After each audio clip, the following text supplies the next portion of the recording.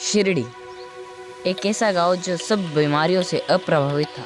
और कैसे ये सारी कहानियां जुड़ी हैं कबीरदास जी से। कोई ऐसी कोरोना से रिलेटिव चीज है बाबा के जीवन काल से जुड़ी, तो उसके ऊपर एक कहानी है बाबा की, जो श्री साईं सच्चरित्र है।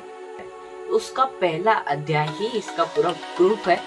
जिस तरह से आज के समय कोरोना वायरस नाम का एक भयंकर रोग हम सभी को परेशान करने के लिए आया था, तो श्री साईं की कृपा से हम तो सभी परेशानियों से बच गए। इसी तरह का एक और इंसिडेंस हुआ था।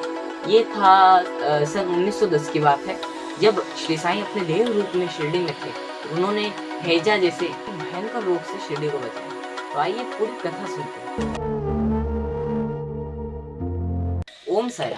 अब बात करते हैं 10 दिसंबर 1909।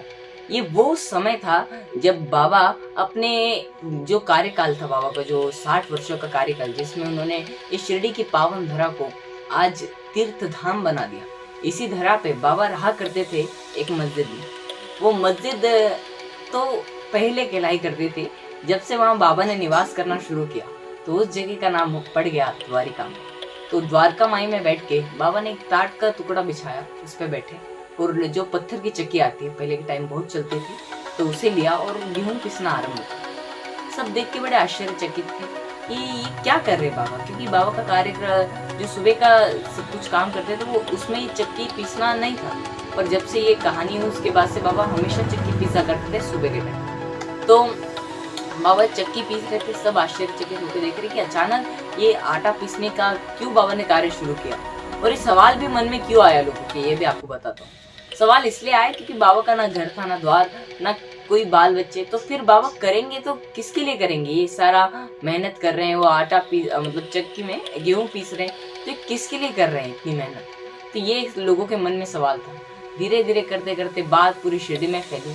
शिरडी के हर एक व्यक्ति बाबा को अपना कुल देवता के रूप में मानता।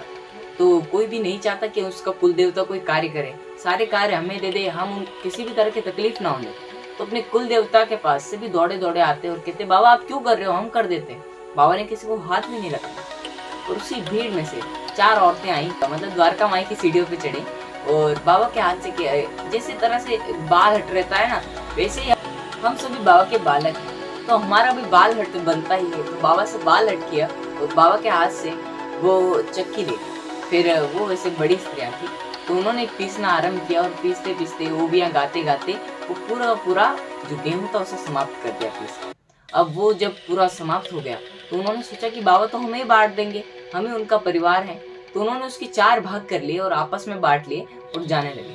तभी बाबा क्रोधित हुए और उनको अशब्द कहते हुए उन्हें कहते कि तुम्हारे बाप का माल है जो तुम लेके जा रहे हो, मतलब ये तुम्हारा सामान है जो तुम लेके जा रहे हो विदाउट परमिशन। तो उन सभी ने पूछा, बाबा फिर इसका क्या कार्य करना है? बाबा ने कहा, इसे ले जाओ जाके शिरडी की सीमा पर, मतलब बिखरा के आ जाओ। शिरडी की सीमा जिसे आज हम शिव रास्ता कहते हैं, ये पूरा जो शिव का रास्ता है जहाँ पे शिरडी परिक्रमा भी होती है, ये वही स्थल पे बाबा ने कहा इस आटे को जाके बिखरा। और बड़ी बात ये थी कि जब से वो आटा बिखराया है, उसकी सीमा के अंदर जितने भी लोग थे उन्हें तो कुछ भी नहीं हुआ।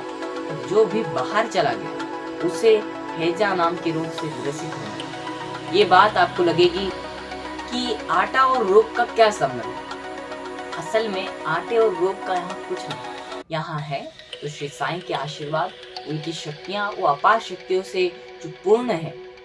ऐसे अगर श्री साईं कुछ भी कार्य करते हैं तो उसका सफल होना तो आवश्यक ही है, जरूरी ही है।